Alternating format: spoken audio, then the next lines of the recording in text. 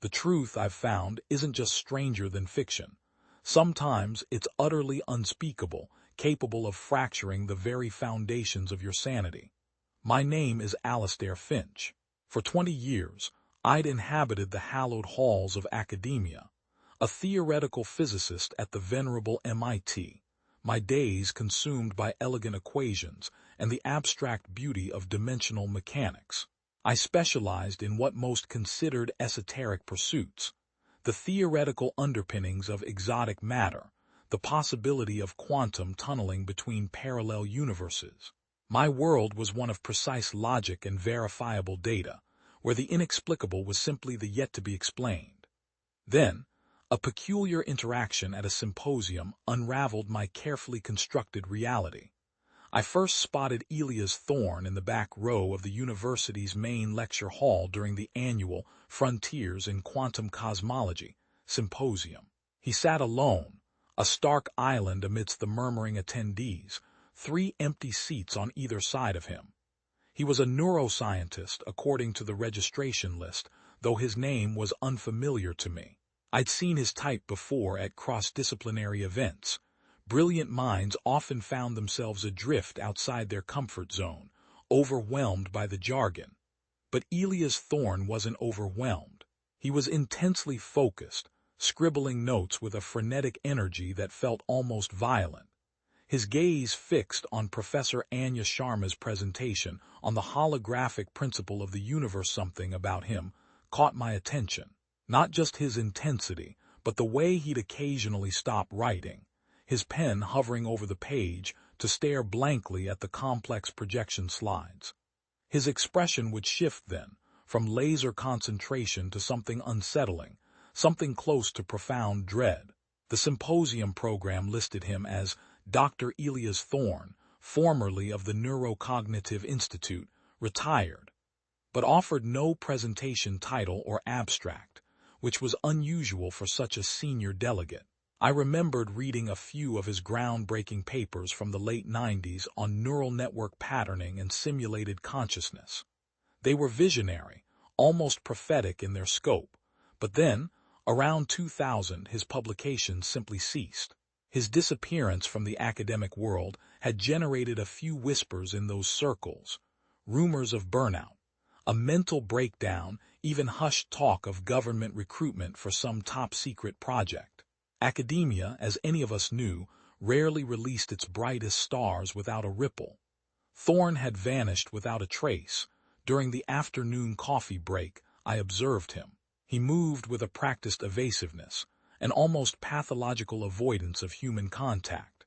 He filled a styrofoam cup of lukewarm coffee, nodded politely at a couple of approaching colleagues, then slipped away before they could engage him in conversation. His conference badge, still clutched in his hand, hung askew from a rumpled, once-white Oxford shirt that looked like it had been slept in for days. The sharp contrast between his disheveled appearance and the meticulous, almost frantic notes I'd glimpsed on his pad intrigued me further. A mind like that, disquieted to this degree, usually had a profound reason. After the final panel concluded, I found him in the hotel bar, nursing a dark, amber liquid that looked suspiciously like a triple scotch. His conference materials were spread out across the small, round table, a defensive barrier. I approached with my own drink, a single malt I'd nursed all day, and gestured to the empty chair across from him. "Mind if I join you, Dr. Thorne?" I asked, keeping my voice mild. "Dr. Alastair Finch, MIT Theoretical Physics." He looked up, eyes narrowing slightly as he studied my face, assessing me with an almost animal wariness. "Thorne, Elias Thorne," he finally responded, his voice a low rasp. "Finch, yes, I know your work on dimensional topology. Brilliant stuff, the paper on the probability of higher-order spatial entanglement." I sat without waiting for explicit permission. "I've been trying to incorporate some of your earlier theoretical frameworks into my own research on quantum coherence in consciousness. Fascinating overlap, isn't there? The potential quantum nature of consciousness has become something of a side interest of mine." His posture stiffened visibly, a subtle but unmistakable tightening in his shoulders. "You're working on consciousness research, Dr. Finch." "Not directly," I clarified, taking a sip of my drink. "I'm a quantum physicist, as you know, but there's increasingly fascinating overlap with neurology these days. The idea that consciousness itself might be a fundamental quantum phenomenon, rather than merely an emergent property of complex neural networks, is gaining traction." Elias rotated his glass slowly, his gaze fixed on the amber liquid, swirling like a miniature galaxy. "There's a reason I left that field, Dr. Finch, a very good reason." "Alistair, please." I leaned forward slightly. "And what reason was that? Your papers were groundbreaking." "Then nothing after 2000. His gaze flicked up suddenly, sharp and piercing. "Career change, nothing dramatic. Private sector pays better than academia."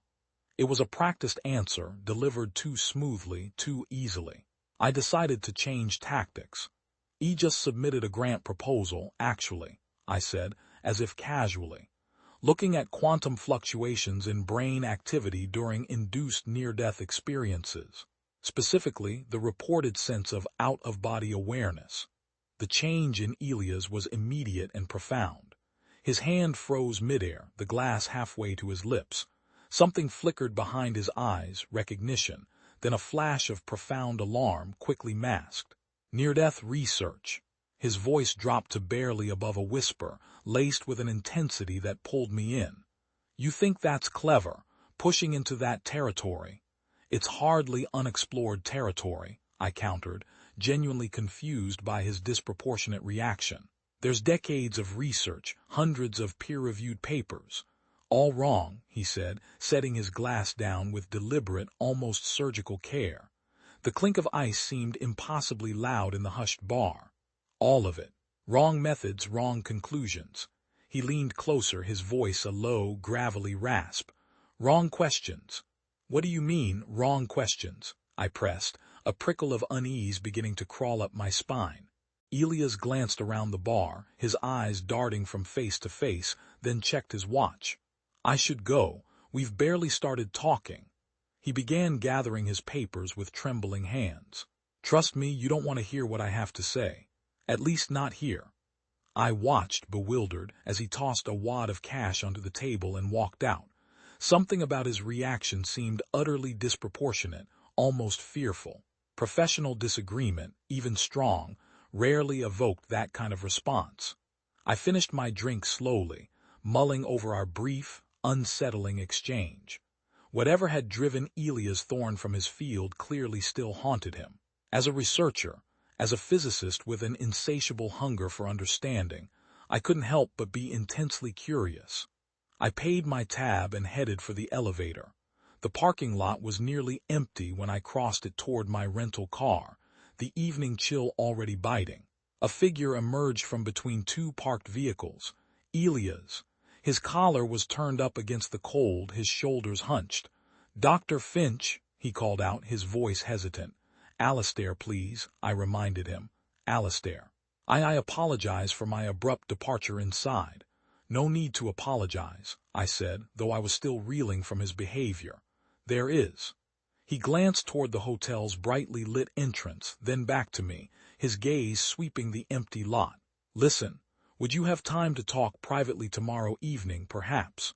I studied his face in the harsh parking lot lights.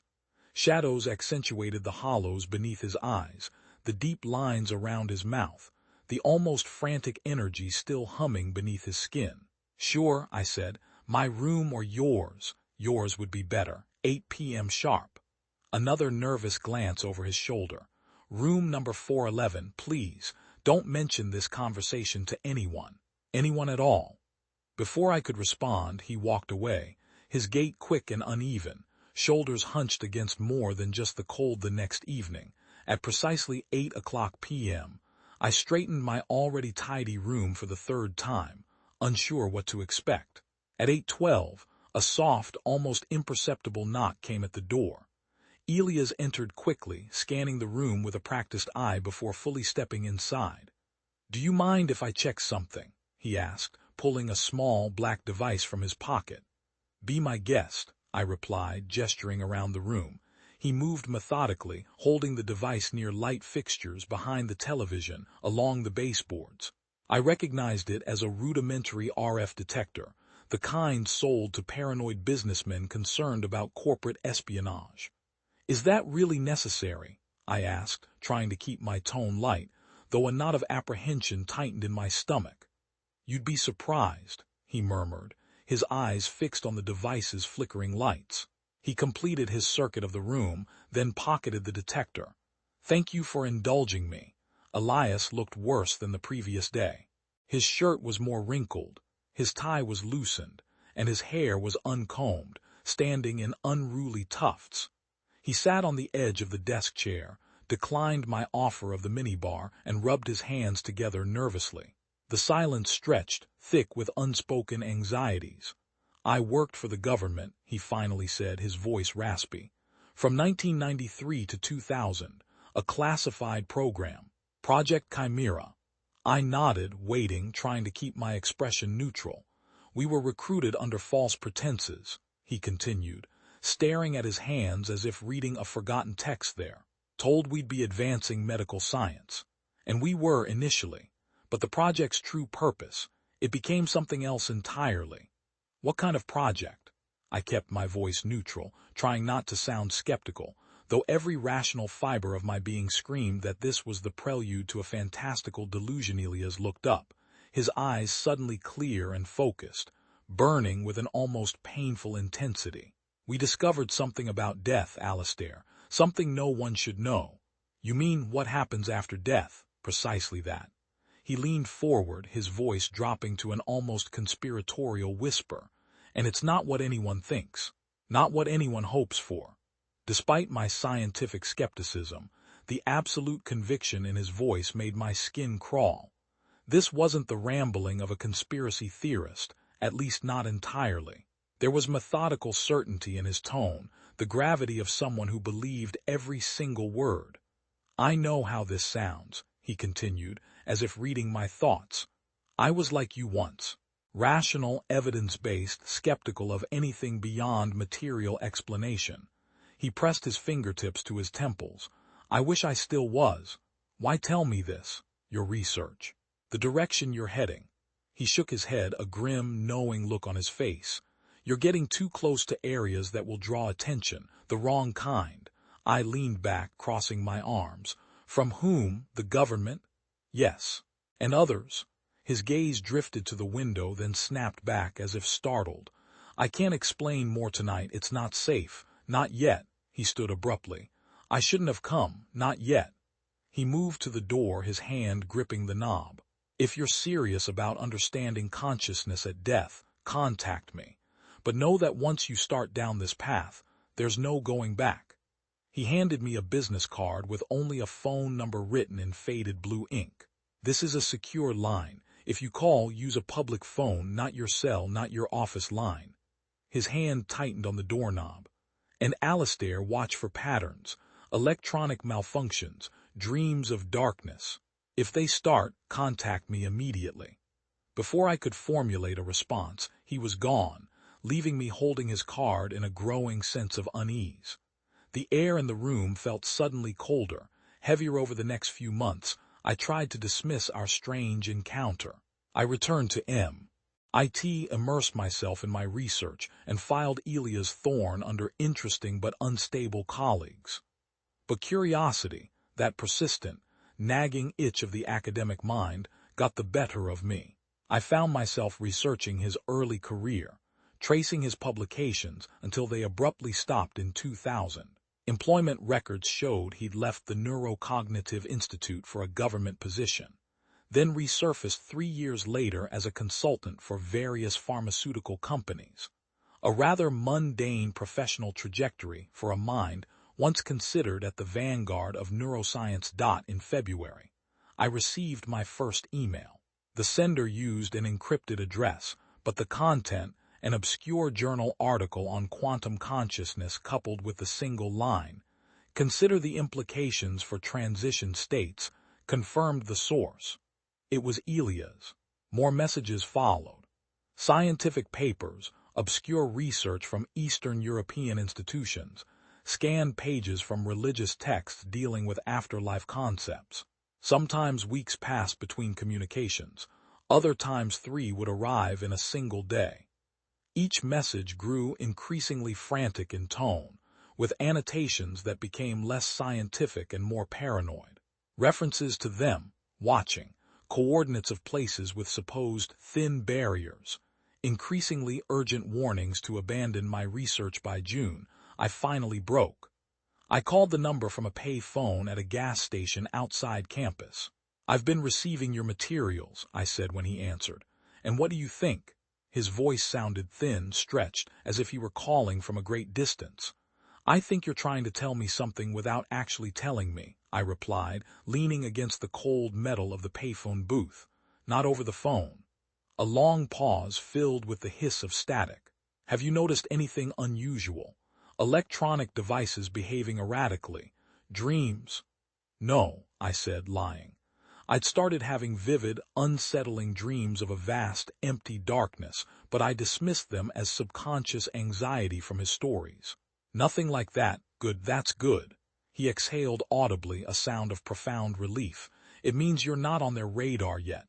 "Whose radar, Elias? You need to give me something concrete." "I will, soon. I'm compiling everything. Documentation, evidence." His voice dropped to a barely audible whisper. "When it's ready, we'll meet somewhere safe." The call ended there abruptly. His communications became even more sporadic, the content growing increasingly disjointed. By October, they'd taken on a rambling quality that concerned me deeply. In November, my phone rang at 3:17 a.m. The caller ID was blocked. "They found me." Elias' voice was barely a whisper, ragged with exhaustion and terror. "I don't have much time. Do you still have that card with my number?" I fumbled for the bedside lamp, my heart beginning to pound. "Yes, somewhere on the back."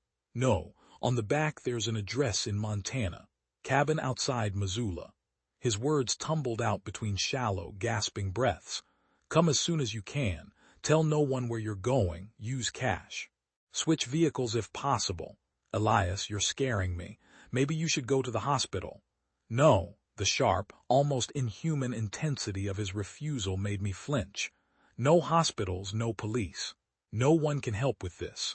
A sound like laughter, but hollow, devoid of mirth, rattled down the line. "I need to tell someone before it's too late. You're the only one who might understand. Understand what happens when we die." There was a scratching sound, then a choked plea. "Please, Alistair, I don't have anyone else." I agreed to come, more out of concern for his mental state than any belief in his wild claims. As I packed a bag the next morning, I told myself I was simply checking on a troubled colleague. But beneath that rationalization ran a powerful current of something else, the unmistakable pull of forbidden knowledge, and the growing, chilling suspicion that Elias Thorne's terror might be founded on something horrifyingly real. The gravel road to Elias' cabin deteriorated into little more than a dirt track as I navigated the final mile. My rental car, a nondescript sedan I'd swapped for my original at a smaller airport as Elias had suggested, struggled against the steep incline. Montana in December was brutally cold.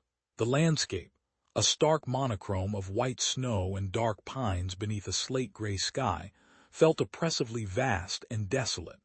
I hadn't seen another vehicle for 20 minutes when the cabin finally appeared.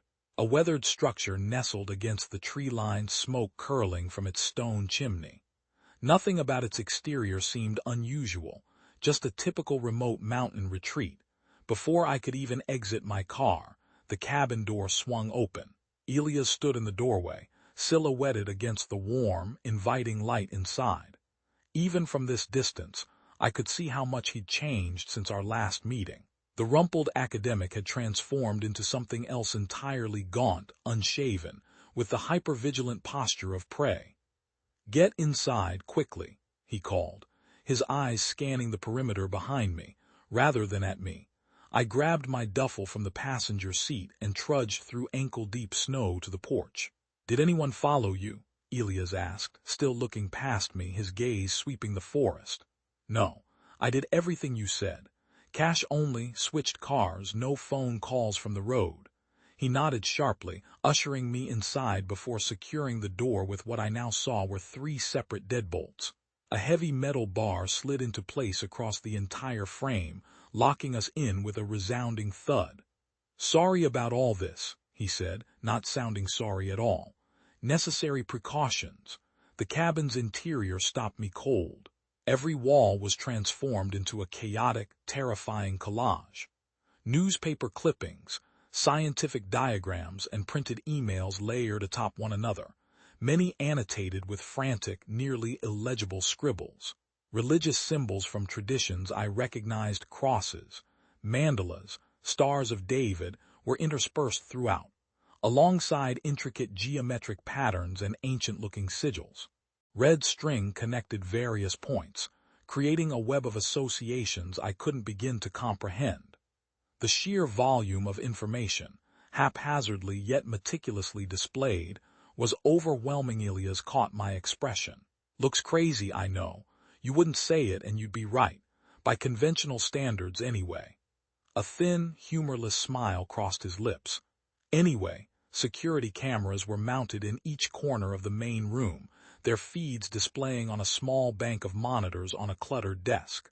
A metal box hummed in the corner which I recognized as a signal jammer. "You've gone off the grid," I observed, "as much as possible." Elias moved to an old wood stove where a kettle was brewing. "Coffee, please." He poured 2 mugs, then pulled a bottle of dark whiskey from a cabinet and added a generous splash to each. "For the cold," he explained, handing me a mug. I accepted it, grateful for the warmth against my palms. The cabin was heated but barely. A persistent, bone-deep chill clung to the air. Elias gestured toward a worn sofa facing the wood stove. "Sit. You must be exhausted." I sank into the couch, the coffee's warmth spreading through me, the whiskey burning pleasantly at the back of my throat. Elias remained standing, too restless to sit. "I appreciate you coming," he said finally. "Not many would have." "I wasn't sure what to make of your calls, your emails," I admitted. "But you clearly believe something significant is happening." "Not believe. No." Elias rubbed his hands together nervously, his eyes fixed on the chaotic walls. "I've been debating how to tell you this. Where to start?" "The beginning usually works," I suggested. He nodded, taking a long drink from his mug. "The beginning, 1993. I was at the Neurocognitive Institute doing what I thought was important work. Neural revival after traumatic brain injury, making real progress." Elias walked to a locked cabinet, produced a small, ornate key from around his neck, and opened it. From inside, he removed a thick, well-worn folder bound with elastic bands. "They approached me at a conference. 2 men. Government types, though they never specified which agency. Said they were assembling a special research team for a classified project." He returned to place the folder on the coffee table between us. "They were very convincing about the humanitarian applications." I opened the folder. Inside were photocopies of documents so heavily redacted they resembled abstract art, black rectangles consuming most of the text. But certain elements remained visible. Letterheads with government seals, signatures, dates. "Project Chimera," I read from one partially visible title. "Yes." Elias' voice tightened. "That's what they called it. 30 researchers from different fields, neuroscience, medicine, physics, biology, even philosophy and religious studies, all housed in a facility about 40 miles from what tourists call Area 51, Nevada." Elias nodded, pulling more items from the folder. A laminated security badge with his younger, more vibrant face. Photographs of a desert facility, partially built into a hillside, partially carved into the rock. More documents. Officially, we were researching methods to extend the survival window after clinical death. Heart attacks, drowning, trauma cases where minutes matter. The public-facing purpose was to develop protocols for emergency services. I examined the badge, noting the sophisticated holographic elements that would be difficult to fake. "And the real purpose?" Elias stared into his mug for a long moment before answering. to investigate what consciousness experiences during death, to map the transition beyond the biological cessation. I kept my expression neutral, despite the chill that ran through me. How would you even approach that scientifically? Very carefully. Elia's laugh was hollow, devoid of humor. We developed a protocol using a proprietary drug cocktail, controlled hypothermia, and targeted electromagnetic stimulation of the brain. It allowed us to temporarily induce clinical death and then reliably reverse it. You were killing people. That's unethical, illegal. Elias's voice sharpened. Of course it was. We justified it because our subjects were all terminal patients. Volunteers who believed they were receiving experimental treatment for their conditions.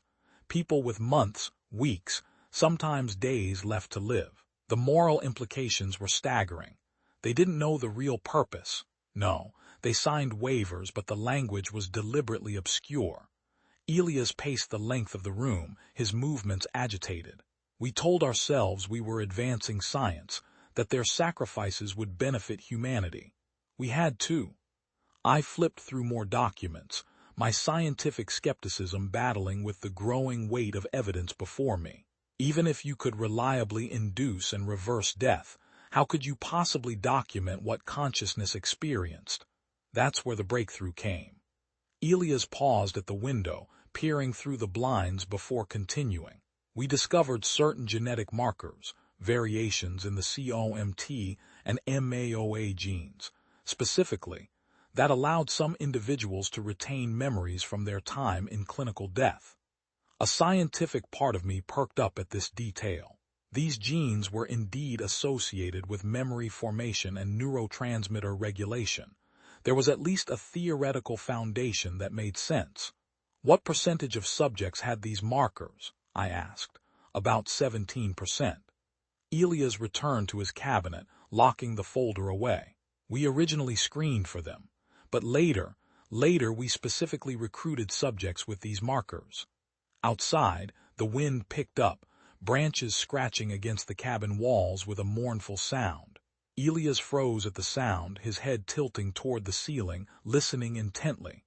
Elias, I whispered. He held up a hand for silence. After a long moment, his shoulders relaxed slightly. Just the wind, he muttered, though whether to me or himself wasn't clear. I noticed how the daylight had faded. The room was now primarily lit by lamps that cast long, unsettling shadows across the walls covered in papers and symbols. Elias checked each window methodically, adjusting blinds to eliminate any gaps. "They're more active at night," he said quietly, his back to me. "Who is?" "Not who." He turned to face me, his expression deadly serious, eyes burning with a strange, unearthly light. "What, the entities? The ones listening from the other side?" I set down my mug, trying to maintain a neutral expression, fighting a rising surge of fear. "Elias, maybe we should continue this conversation after you've rested." He checked his watch, seeming to come back to himself slightly. Yes, you're right. You've traveled all day, and this isn't information that should be rushed." He ran a hand through his unkempt hair. "There's a bedroom through that door, bathroom attached. I've put fresh sheets on the bed. What about you?" "I don't sleep much anymore." He attempted a smile that didn't reach his eyes, a thin, drawn grimace. "When I do, I use the couch. Better vantage point to watch the monitors." I stood, gathering my duffel. "We'll continue in the morning, then." Elias nodded, his gaze drifting to a darkened corner of the room. "In the morning, I'll tell you what we found in the void. What's waiting for all of us." He suddenly seemed to remember something, gesturing to a small, white device on the bedside table in the bedroom. "There's a white noise machine in your room. Use it. It helps block them out." "Block what out?" The whispers. Elias turned away, ending the conversation. "Sleep well, Alistair, while you still can." I retreated to the bedroom, closing the door behind me. The room was sparse but clean. A double bed with plain navy sheets, a wooden dresser, and heavy curtains drawn across the single window. I set my bag down and sat on the edge of the bed, trying to process everything Elias had shared. The rational part of my mind catalogued explanations, paranoid delusions, PTSD from classified research, perhaps substance abuse. But another part remembered the authenticity of those security badges, the official documents, the chillingly clinical way he had described the project's methodology. Beyond the door, I could hear Elias moving around, checking locks, muttering to himself. I switched on the white noise machine. Its gentle static filled the room, muffling the sounds of Elias' restless movements and whatever whispers he was so afraid of hearing in the night. I lay back on the bed, fully clothed, staring at the ceiling. Tomorrow, Elias would tell me the rest, what they had discovered about death, about consciousness, about whatever had transformed a brilliant neuroscientist into a paranoid recluse hiding in the Montana wilderness. Despite my exhaustion, sleep was long in coming, my mind a whirlwind of scientific curiosity and burgeoning dread. The next morning, I woke to the smell of strong coffee and the faint sound of papers being shuffled. Sunlight filtered weakly through a gap in the bedroom's heavy curtains, casting a thin, pale line across the worn floorboards. I'd slept poorly, my dreams filled with fragmentary images of sterile hospital corridors and faceless researchers in lab coats. When I emerged from the bedroom, Elias was sitting at the kitchen table, surrounded by file folders arranged in precise, meticulous stacks. He looked like he hadn't slept at all. His eyes were bloodshot and deeply sunken, but his hands were steady as he poured coffee into 2 mugs. "You look like hell," I said, accepting the mug he pushed toward me. "No whiskey this morning. We need clear heads." Elias gestured to the chair across from him. "I organized everything, all the evidence I managed to smuggle out before they shut us down." I sat down, noting the methodical, almost obsessive labels on each folder. Subjects' initial trials, protocol development, debriefings, conscious recall. Elias had clearly been preparing for this moment for years. "How much trouble would you be in if they knew you had these?" I asked. Elias let out a humorless, dry laugh. "Prison would be the least of my concerns." He pushed a thick manila folder toward me. "This is where it began. 37 test subjects, all terminal patients. Pancreatic cancer, late-stage ALS, glioblastoma. People with months to live at most." I opened the folder to find a stack of photographs of ordinary-looking men and women, their clinical profiles attached with paper clips. Ages ranged from 26 to 82. Each file contained consent forms with government letterhead, heavily redacted, but clearly indicating voluntary participation. "They thought they were volunteering for experimental treatments," I asked. "That's what we told them." Elias' voice cracked slightly, a momentary fissure in his hardened demeanor. "A chance to contribute to science while potentially extending their lives. The truth was, we were systematically killing them." He reached for another folder. "The protocols evolved. Initially, we induced clinical death for only 15 to 20 seconds before revival. By the end, we were pushing 7 minutes. The folder contained detailed procedures. Drug cocktails, controlled hypothermia techniques, electromagnetic suppression of neural activity, and precise revival protocols. The level of scientific sophistication was impressive and profoundly disturbing." "Complete flatlining," Elias continued, his voice now a monotone, as if reciting from memory. "No brain activity whatsoever. Then revival, using targeted electrical stimulation and chemical compounds that forced cellular regeneration. And it worked." I thumbed through pages of EEG readouts showing flat lines followed by gradual, almost miraculous resumption of brain activity. In about 60% of cases, the rest died permanently. Elias rubbed his face with a weary hand. "We had specific markers we were looking for, certain genetic configurations that our preliminary research suggested would allow for memory retention during clinical death." "Memory of what exactly?" Elias went still, his eyes focusing somewhere past my shoulder, a distant, haunted look settling over his face. That was the question that destroyed us all. He pulled another folder from the stack, this one marked with a red stripe. "These are debriefing transcripts from subjects who could recall their experiences." The transcripts were heavily redacted, black marker obscuring entire paragraphs, but enough remained legible to convey the chilling content. I read through several pages, feeling a growing coldness that had nothing to do with the Montana winter outside. "They all described the same thing?" I asked, looking up at Eli as he nodded slowly, his expression grim. "With remarkable consistency, a conscious void, absolute isolation, no light, no sound, no sensation, just awareness trapped in timeless darkness." His voice had taken on a distant, echoing quality. "Do you know what Einstein said about time relativity?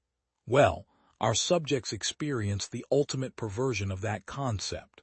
Seconds of clinical death translated to perceived eternities of solitary consciousness."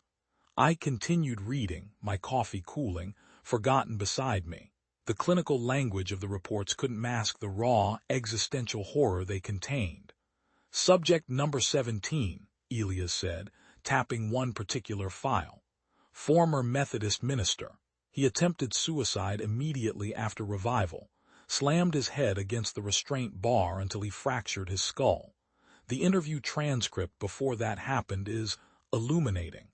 I turned to the indicated page. The subject's responses were recorded verbatim. "Can you describe what you experienced during the procedure?" I read aloud. "It wasn't dark. That implies the absence of light. This was the absence of everything except my own thoughts.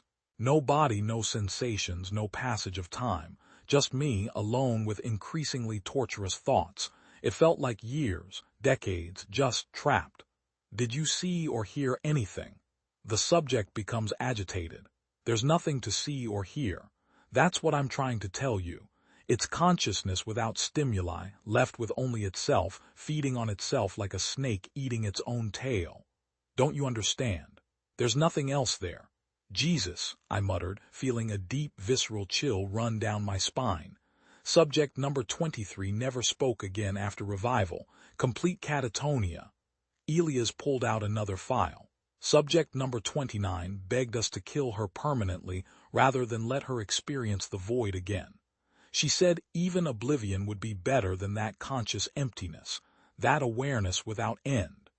Elias's hands trembled as he stacked the folders in front of me. We started the project with such excitement. The potential to scientifically document the afterlife, to provide proof of consciousness beyond physical death. We thought we'd find heaven, or at least some form of cosmic continuation. His laugh was bitter, broken. Instead, we found something worse than nothingness, something far more terrifying. "These are just subjective experiences," I said, trying to maintain some scientific detachment, some semblance of my old, rational self. "Neural misfirings during revival, perhaps. Hallucinations caused by oxygen deprivation." "That's what we told ourselves at first," Elias interrupted, his eyes fixed on me. "Comfortable explanations. But the consistency across subjects, with vastly different backgrounds, beliefs, and expectations, became impossible to ignore. The void was waiting for all of them, for all of us." He stood abruptly, pacing the small cabin space, his movements agitated. "The government response was to increase funding. They wanted more data, more subjects. They expanded the project parameters to determine if the experience varied based on religious belief, cultural background, even method of death." "And did it?" Elias stopped pacing, looking at me with haunted eyes. "No. The void waits for everyone, regardless of what they believed in life. That's what broke us, Alistair, the universal consistency of it." He moved to a cardboard box in the corner, pulling out more files. The psychological effects on the research team were severe. Dr. Landon started having panic attacks during the night, insisting he could feel the void waiting for him when he closed his eyes. Dr. Wilson became obsessed with ancient religious texts, looking for any historical evidence that contradicted our findings. Elias' breathing had become rapid, shallow. 2 researchers committed suicide within months of each other. Dr. Caroline Mitchell drove her car off a cliff with a note that simply said, "I can't wait for it anymore." Dr. James Thorne shot himself in his office after burning all his research notes. The clinical detachment Elias had maintained earlier was crumbling, replaced by raw, exposed anguish. Dr. Elise Kendrick was institutionalized after she sabotaged equipment during Test Series 4. She said she couldn't bear sending more people into that emptiness, even temporarily. Elias collapsed back into his chair, his face ashen. We did this, Alistair. We pierced the veil, thinking we were expanding human knowledge, and instead, we destroyed the one comfort humans have always had, the hope that death brings peace. I stared at the mountains of evidence before me. My scientist's mind raced to find alternative explanations, while a deeper, more primitive part of me recognized the authentic horror in the accounts. You understand now why I left the program, why I've been hiding. Elias leaned forward, his eyes searching mine. This knowledge, it changes everything. How we live, how we face death. The government wanted it classified, not just for the usual reasons, but because they understood what it would do to society if people knew. Outside, the weak winter sun cast long shadows across the snow-covered ground. I thought about the implications of what Elias was sharing, the existential weight of it, the philosophical devastation. If consciousness truly persisted in that isolated void after death, what did that mean for everything we thought we knew about human existence? There's more, Elias said quietly, reaching for another folder. Subject number 36 changed everything. He paused, hand hovering over the file. But we should eat something first. This is where it gets worse. I watched him move to the kitchen area, his shoulders hunched as if carrying a physical weight. The folders on the table seemed to pulse with dark significance as I tried to prepare myself for what could possibly be worse than what I'd already learned. Elias prepared a simple meal of canned soup and crackers. We ate in silence, the weight of what I'd already learned pressing down on both of us. Outside, heavy clouds had moved in, dimming the afternoon light and casting the cabin into deeper shadow. Elias switched on more lamps, his eyes constantly darting to the windows and the security monitors. I finished my soup and pushed the bowl away. You said it gets worse. How is that possible? Elias gathered our dishes mechanically. We should sleep. You look exhausted, and tomorrow will be difficult. I didn't come all this way to wait, Elias. He sighed, his shoulders slumping. No, I suppose you didn't. That night, Elias gave me a sleeping pill, insisting I would need rest for what came next. I reluctantly took it, falling into a dreamless sleep while he continued his endless pacing, checking and rechecking the locks and security feeds. The next morning brought heavy snow. I woke to find Elias sitting at the kitchen table, staring at a single manila folder. Dark circles shadowed his eyes. He hadn't slept again. Coffee's hot, he said without looking up. I poured myself a cup and joined him at the table. How long have you been sitting here? A few hours, or minutes. Time gets slippery sometimes. He traced his finger along the folder's edge. This is what I brought you here to see. The folder was marked simply 36 in faded red ink, followed by a date, October 2000. By then, we'd refined our protocols, Elias began, his voice hoarse, as if he hadn't used it in days. 23 subjects had confirmed the void experience. The government wanted to push boundaries, extend death periods, gather more data.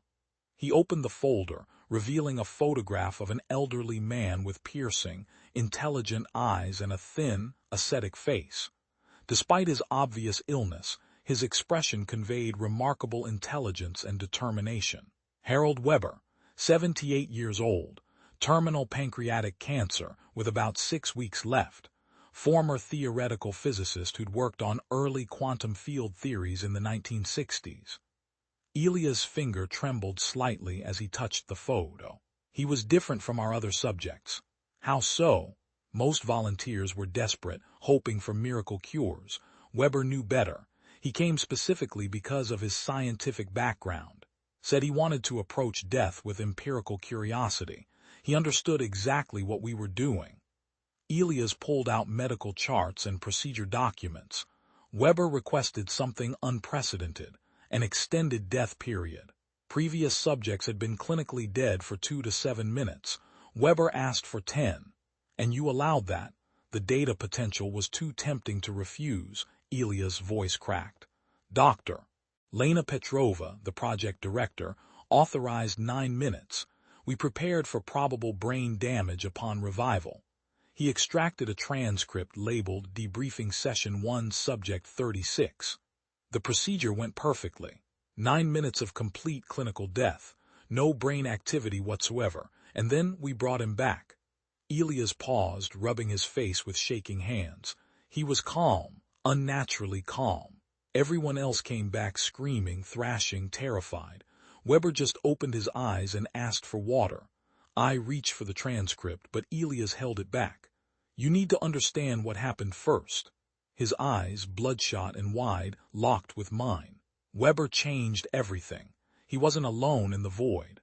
A chill ran through me that had nothing to do with the Montana winter. According to every previous subject, the void was empty, just isolated consciousness. But Weber, Elias swallowed hard. Weber encountered something else there, something ancient, something that had become aware of him, of us. He finally relinquished the transcript. I began reading, my heart rate accelerating with each line. Dr. Weber, can you describe what you experienced? It wasn't empty, not completely. Something else exists there, has always existed there. Something else. Another person. Subject laughs. No, not a person. Not alive as we understand life. Something vast, ancient. It existed before our universe and will remain after its heat death. Can you elaborate on what this something was? I lack the vocabulary. It's like describing color to someone born blind. The closest approximation would be a consciousness composed of anti-existence, aware, intelligent, and filled with hatred for all living things. I looked up at Elias, who was staring at the wall, his eyes unfocused, a bead of sweat tracing a path down his temple. Keep reading, he whispered. Did this entity communicate with you? Yes, not with words, with pure concept, transmitted directly. It became aware of me, and through me it became aware of what we're doing here, our probing into death. What did it communicate? Subject becomes visibly distressed. It's imprisoned there, in that place between existence. It cannot enter our reality until the universe's natural collapse. Then it will be freed to consume everything. This sounds like a hallucination induced by oxygen deprivation, Dr. Weber. Subject smiles. That's what I told myself initially, a comforting explanation. But I know the difference between hallucination and reality. I've experienced both during my cancer treatments. This was real, and it's watching us now. I turned the page, my hands no longer steady. You believe this entity is observing us? I know it is. It found a doorway through me, a connection, and it made a promise. What promise? Subject leans forward, voice dropping. It will hunt every soul, every consciousness. Drag them back, not to the void, to something worse. It showed me suffering beyond comprehension, eternal for everyone. Subject begins writing equations on a notepad. Dr. Weber, I think we should end this session. You need rest. Subject still writing frantically. No time. It's coming. It found the way through me. Have to warn, have to explain. The mathematics will show you. The transcript ended abruptly. I looked up to find Elias staring at me, tears streaming down his face, silent and unheeded. What happened next? I asked, my voice barely a whisper. Weber committed suicide that night. Elias' voice was flat, emotionless, devoid of any discernible feeling. Broke a light bulb and used the glass to slash his carotid artery. But before that, he covered 3 whiteboards with equations and symbols, things none of us fully understood. Elias reached for another folder, this one containing photographs. These are copies. The originals were confiscated and destroyed when they shut down the project. The photos showed whiteboards filled with dense mathematical expressions. Even with my physics background, I recognized only portions. Formulas related to cosmic entropy, modified quantum field equations, and strange symbolic representations I'd never encountered, resembling some kind of geometric language. The program directors terminated Project Chimera immediately. Elias continued, his hands trembling as he organized the photos. Destroyed research materials. dispersed personnel across different classified programs, and imposed severe non-disclosure agreements. 3 armed men in unmarked uniforms came for Weber's body before local authorities could be notified. His family was told he died peacefully from his cancer. I studied the equations, trying to make sense of Weber's work. Some elements resembled theoretical approaches to dimensional boundaries, but with disturbing modifications. Did anyone decipher these? I asked. Dr. Lena Petrova, the project director, tried. She had a background in theoretical physics before medicine. Elias looked up, his eyes bloodshot and raw. She said Weber had developed a mathematical representation of consciousness as a quantum field that persisted beyond physical death. These equations suggested the entity exists in a state of negative existence, not merely non-existence, but something actively opposed to existence itself. Elias stood suddenly, moving to the window to peer through a crack in the curtains. They're all gone now, everyone who worked directly with Weber. He spoke each name like a death knell. Dr. Petrova disappeared in 2003. Dr. Erickson died in a single-car accident in 1998. Dr. Patel allegedly overdosed in 2001. You think they were silenced? I asked. Elias turned, his face haggard in the dim light. Not by the government, by themselves. He returned to the table, pulling out his own notebook filled with meticulously documented dates and names. I've tracked everyone from the project, 27 researchers. 17 are dead. 14 by suicide, 3 by accidents that might as well have been suicide. The rest, like me, are simply waiting. Outside, the snow fell heavier, isolating us further from the world. Elias continued talking, his words flowing faster, as if racing against something only he could sense. After Weber, I couldn't sleep. None of us could. We all felt it, being watched from somewhere beyond perception. Electronics malfunctioned in patterns too consistent for coincidence. Shadows moved independently of light sources. And the dreams? He shuddered visibly, a convulsive movement that racked his body. Dreams of being observed by something vast and ancient and hungry. I wanted to discount everything as the ravings of a man broken by psychological trauma.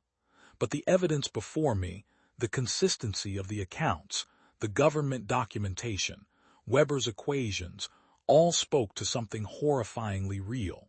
Is that why you contacted me? I asked. To verify Weber's equations. Elias shook his head. I contacted you because you were headed down the same path with your research proposal, the same door we opened. His eyes met mine, filled with a desperate intensity, and because someone needs to survive who understands what we found, what's coming for all of us. He gathered the folders with trembling hands, stacking them neatly. Now you know the truth about death, about what waits beyond, not peace, not heaven, not even oblivion, just a hungry void and the thing that lives there watching, always watching. Elias' voice dropped to a whisper. And the worst part, we invited it in. I sat back, trying to process everything. Outside, the daylight was fading again, casting long shadows across the cabin floor. Elias moved methodically around the space, checking locks, adjusting surveillance monitors. His routines were clearly worn into habit by years of fear. We should eat something, I said, desperate for any semblance of normalcy. I can heat more soup, Elias nodded absently, his attention focused on one of the security monitors. Alistair. His voice had changed, becoming tight with sudden piercing fear. Did you see that? I moved to join him at the monitors, seeing nothing but swirling snow and darkening forest. See what? There. He pointed to the left screen, his finger shaking uncontrollably. Movement by the tree line. I stared at the monitor but saw only branches swaying in the wind, distorted by the poor camera quality. It's just the storm, Elias. He wasn't listening. His eyes darted from screen to screen, his breathing growing shallow and rapid. It's found me. After all these years, it's finally found me. I placed a hand on his shoulder, feeling the rigid tension in his muscles. Elias, you need to rest. When was the last time you slept properly? He jerked away from my touch, his movements frantic. Sleep. While it watches. While it waits, his laugh was brittle, breaking at the edges. No, no sleep, not anymore. As I watched his fragile composure crumbling, I realized I was witnessing the end result of 26 years of constant, gnawing fear. A brilliant mind, systematically broken by knowledge it was never meant to hold. "Why don't you lie down for just an hour?" I suggested gently. "I'll watch the monitors." Elias shook his head fiercely. "You don't understand yet, but you will." He moved to the kitchen area, hands trembling as he poured more coffee. "It always comes at night, when the barrier between worlds is thinnest." I returned to the table, leafing through Weber's equations again, searching for some rational explanation that might help me, grasp this without falling into madness. The mathematics were elegant, internally consistent, but based on premises that defied conventional understanding. Outside, darkness fell completely. The cabin felt suddenly smaller, the shadows in the corners deeper. Elias continued his vigilant pacing, checking and rechecking doors and windows, muttering equations under his breath like desperate prayers. As I watched him, I felt the first genuine sliver of fear penetrate my scientific skepticism. Not fear of some cosmic entity, but fear of what absolute conviction in such an entity had done to Elias Thorne. And beneath that, a deeper fear, that perhaps, just perhaps, he wasn't wrong. I spent the night in a waking nightmare. Elias refused to sleep, his eyes fixed on the security monitors, while he muttered equations like protective incantations. His shotgun remained within arm's reach as he moved between windows, peering through narrow gaps in the curtains at nothing I could see. "You need to sleep," I told him around 3 o'clock in the morning, my own eyes burning with exhaustion. "Can't," he replied, not looking at me. "It's strongest when consciousness wavers, at the threshold of sleep. That's when it reaches through." I dozed fitfully on the couch, jerking awake whenever Elias made sudden movements or exclaimed at shadows by morning.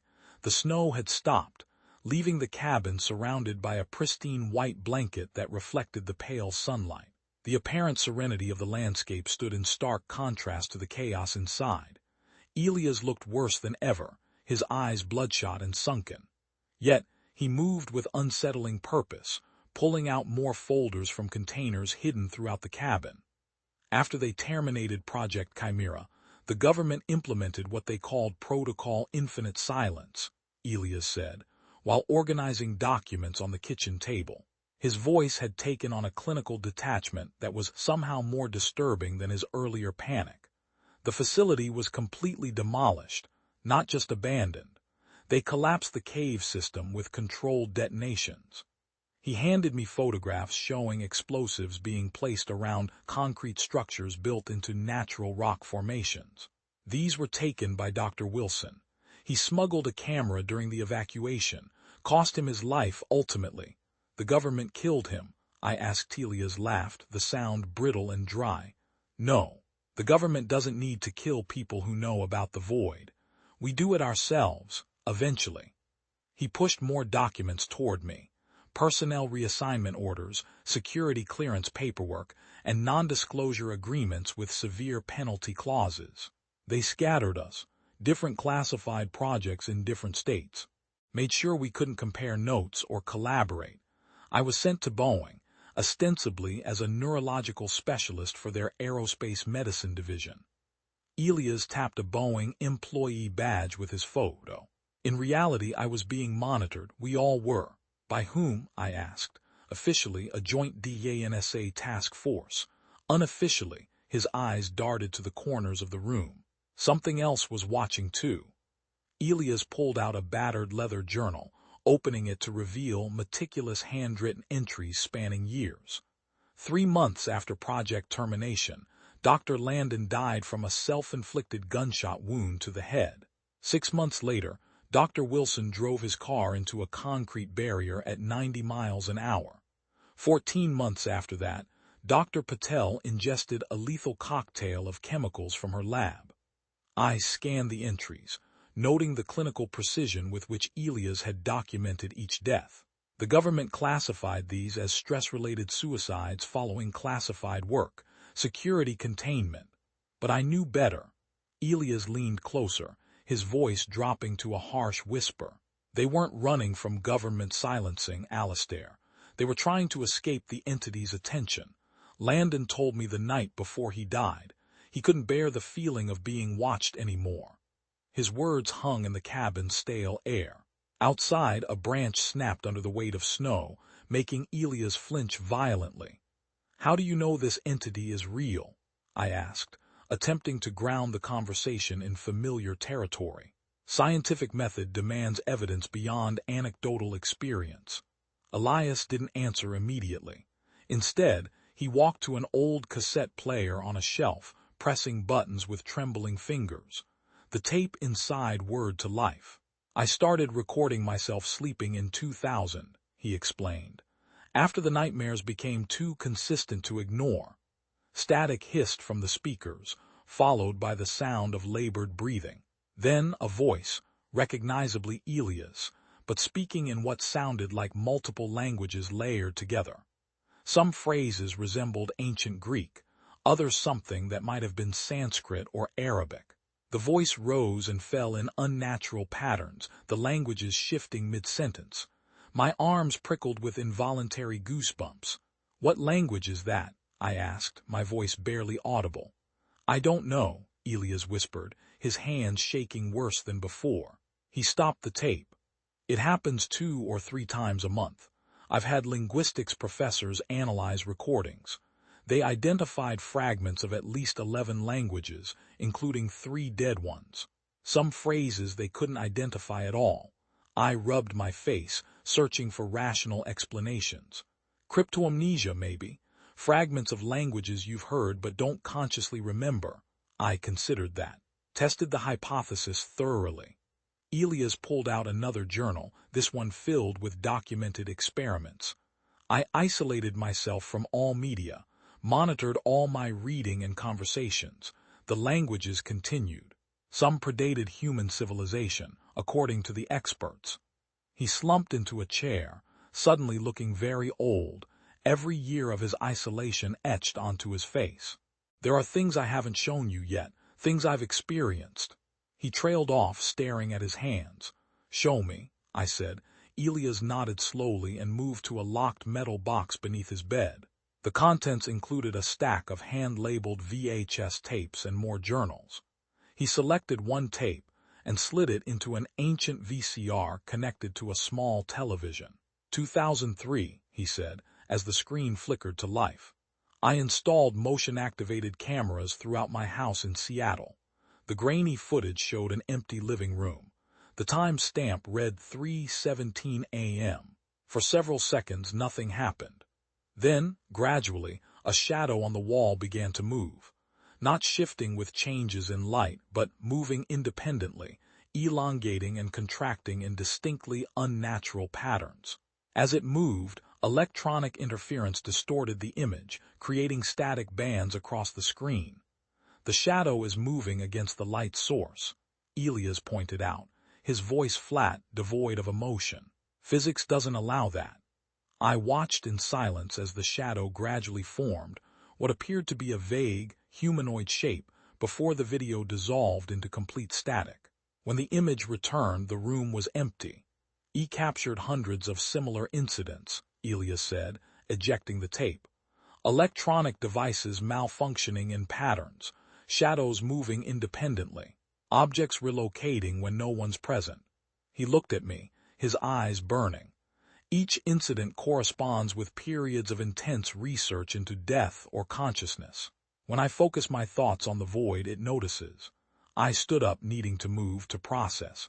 "Elias, there could be countless explanations. Electronic interference, power fluctuations. I know what I've seen." Elias slammed his fist on the table, sending papers scattering.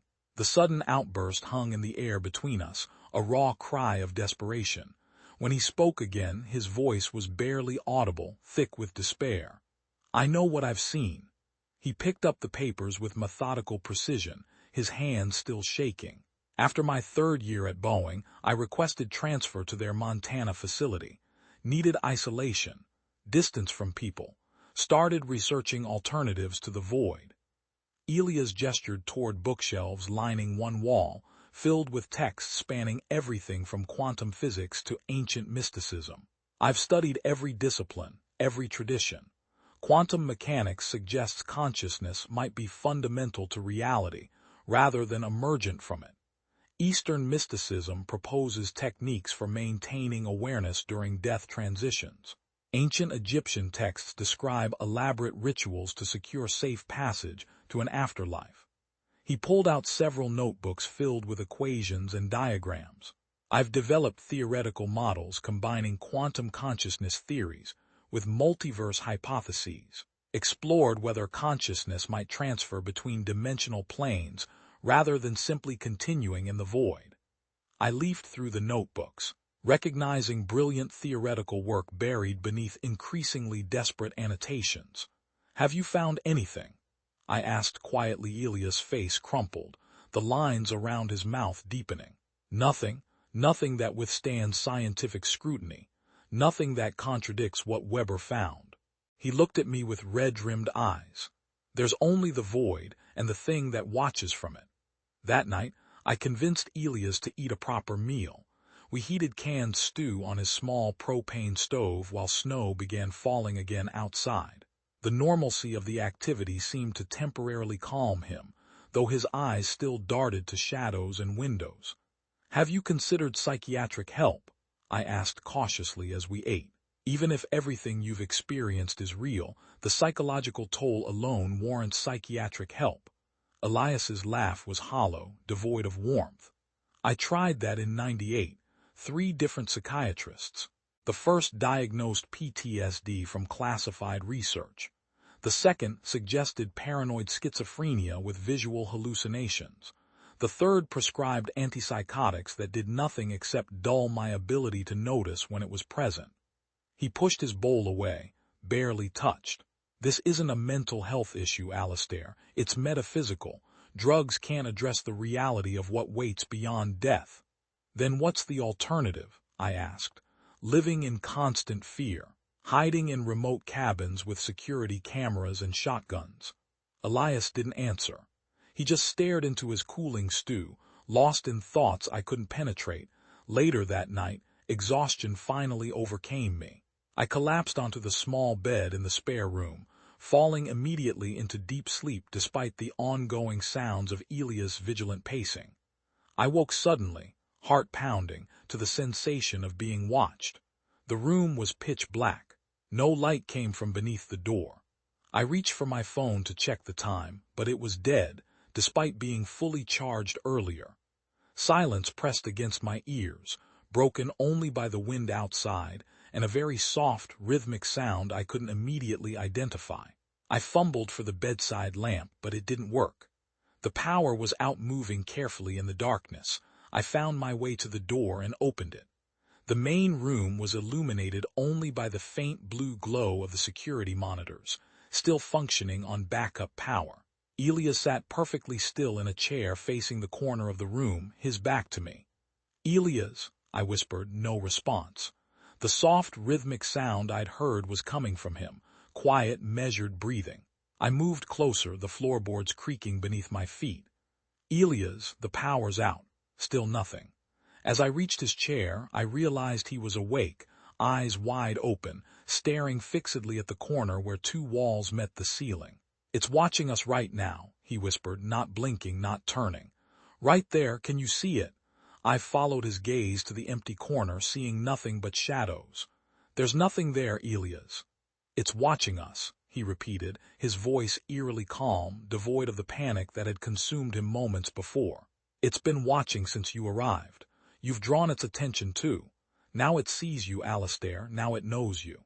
A chill ran through me that had nothing to do with the cabin's dropping temperature. Elias continued staring, unmoving, as if transfixed. "We should get the power back on," I said, trying to sound practical, rational. "Power doesn't matter to it. Darkness or light, it sees the same." Elias' voice remained monotone, detached. "It exists in the space between thoughts, in the moment between heartbeats, in the darkness behind closed eyelids." I reached for my phone again, using it as a flashlight despite its dead battery. The beam illuminated the corner, showing nothing but cobwebs and rough-hewn logs. "Nothing's there, Elias," I insisted, my voice firmer than I felt. He finally turned to look at me, his eyes reflecting the blue monitor light in a way that made them appear almost black. "You still don't understand, you're still trying to see with eyes." A terrible, chilling smile crossed his face, a rictus of profound and ancient understanding. "But soon you will. It's patient. It has eternity. And now it has your name." The security monitors suddenly went dark, plunging us into complete darkness. In the pitch black, Elias began to laugh, a broken, hollow sound that seemed to come from everywhere and nowhere at once. "Now it begins for you too," he whispered from the darkness. "The watching, the waiting. Welcome to the rest of your life, Alistair, and everything that comes after."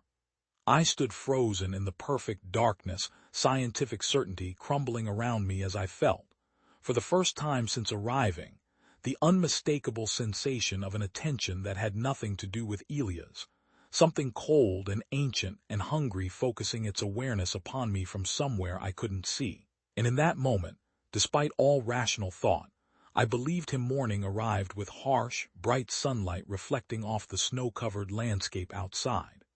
I hadn't slept after the power failure, spending those long hours sitting rigidly on the edge of the bed, straining my ears against the silence, and fighting the persistent sensation of being observed from angles that shouldn't exist. When I finally heard Elias moving in the main room, I emerged cautiously. The cabin's power had mysteriously returned sometime before dawn. Elias stood at the kitchen counter, methodically preparing coffee as though the previous night's events had never occurred. "Did you sleep well?" he asked without turning around. The casual normality of the question after what had happened made my skin crawl. "No, you know I didn't." Elias nodded, his movements deliberate and precise as he poured 2 mugs of coffee. His hands, which had trembled continuously since my arrival, were now unnervingly steady. "You felt it last night," he said. Not a question, but a simple statement of fact. "It's attention." I accepted the coffee he offered, noticing how calm he appeared, a dramatic shift from his paranoid vigilance of the previous days. His eyes were clear, despite the dark circles beneath them, his posture relaxed. "Something happened in the dark, I admit, but that doesn't mean," he interrupted, raising his hand, a gesture of absolute finality. "We're past that point now." He gestured toward the kitchen table, which he had already arranged with several folders organized in perfect alignment. We sat across from each other, the morning light casting long shadows across the cabin floor. "He made a decision," Elias said, his voice steady, utterly devoid of the fear that had plagued him for so long. "And after what you experienced last night, you deserve to understand it completely." He opened the first folder, revealing detailed schematics of what appeared to be a shotgun, a Remington 870 tactical 12-gauge. His finger traced the diagram with academic detachment. "I purchased it 4 years ago specifically for this purpose." The clinical way he discussed suicide sent ice through my veins. "Elias, whatever you're thinking, this isn't impulsive, Alistair." He cut me off again, his tone almost gentle, almost serene. "This is the result of 26 years of research, the only rational response to what I know." Elias opened another folder containing neurological diagrams of the human brain alongside ballistic impact studies. "The problem isn't death itself," he continued. "It's the continuity of consciousness after physical death. If consciousness persists intact and coherent, the entity can track it, capture it." He tapped the diagrams. "But what if consciousness could be completely destroyed along with its physical substrate?" I stared at the grotesque ballistics charts, images of explosive cranial trauma. "You're talking about obliterating your brain, complete neurological destruction." Elias nodded, his academic detachment chilling. "The shotgun ensures both extensive physical damage and the disruption of electrical patterns that might preserve consciousness." He slid another folder toward me. "I've cross-referenced near-death experiences, quantum consciousness theories, and obscure theological texts from 24 different traditions." The folder contained hundreds of photocopied pages, scientific journal articles on quantum brain functions, translations of ancient religious texts, and modern theoretical physics papers on consciousness. All were annotated in Elia's precise handwriting, creating webs of connections between seemingly unrelated fields. Hindu texts describe techniques for severing consciousness from the cycle of rebirth, Elias explained. Tibetan Buddhism includes practices for disrupting consciousness during the death transition. Ancient Egyptian priests developed rituals specifically to avoid an entity they called the consumer of souls. He flipped through the pages, pointing out highlighted sections. Quantum theory suggests consciousness involves quantum coherence in neural microtubules. If this coherence can be catastrophically disrupted at the moment of death, he trailed off, letting me fill in the implications. You think you can escape the void by destroying your brain? I asked, struggling to keep my voice steady, my mind reeling at the sheer, terrifying logic of his plan. It's a hypothesis. Elias shrugged with disturbing casualness, a calm acceptance that transcended sanity. One I'm prepared to test. He produced another folder, this one containing what appeared to be private correspondence, emails printed on paper, handwritten letters, and transcripts of phone conversations. I'm not alone in this conclusion, he said, spreading out the documents. I've maintained limited contact with 3 other Project Chimera survivors. All have experienced the same phenomena. All have reached the same decision. I scanned the correspondence, my stomach tightening into a knot. The exchanges were coded, using scientific terminology and references to obscure research papers to mask their true content. But the meaning was chillingly clear. 4 former researchers had coordinated a plan for simultaneous suicide. You're planning a group suicide. I couldn't keep the horror from my voice. A coordinated experiment, Elias corrected, as if the semantic difference mattered. Dr. Erickson in Portland, Dr. Whitmore in Austin, and Dr. Navarro in Baltimore. We've each selected the same method, the same time. Next Tuesday at 3:17 a.m. Why that specific time? It's when the entity's perception seems strongest in our dimension, when the barrier between states is thinnest. Elia's expression remained disturbingly serene. If our hypothesis is correct, the simultaneous destruction of 4 consciousness patterns might create sufficient disruption to prevent capture. I pushed away from the table, needing physical distance from the meticulous suicide plans. This is insanity, Elias. Is it? He looked up at me, his eyes calm but intensely focused. After what you felt last night, after everything I've shown you. Before I could respond, Elias reached for his phone and placed it on the table between us. There's something else you need to hear. He pressed a button, activating the speakerphone. The voicemail played with perfect clarity in the cabin's silence. Elias, it's Lena. It's found me. Weber was right. Destroy everything. The woman's voice, speaking rapidly in accented English, was laced with terror. The message ended with a click that seemed to echo in the still air. Elias watched me carefully, gauging my reaction. Dr. Lena Petrova, he explained. Project Chimera's original director. She disappeared to Taiwan in 2002, changed her identity, abandoned all technology. Elia's finger traced circles on the table. If it found her after all these precautions, when did you receive this? I asked. 3 days ago. The morning I called you. Elias retrieved an envelope from his jacket pocket and placed it carefully on the table.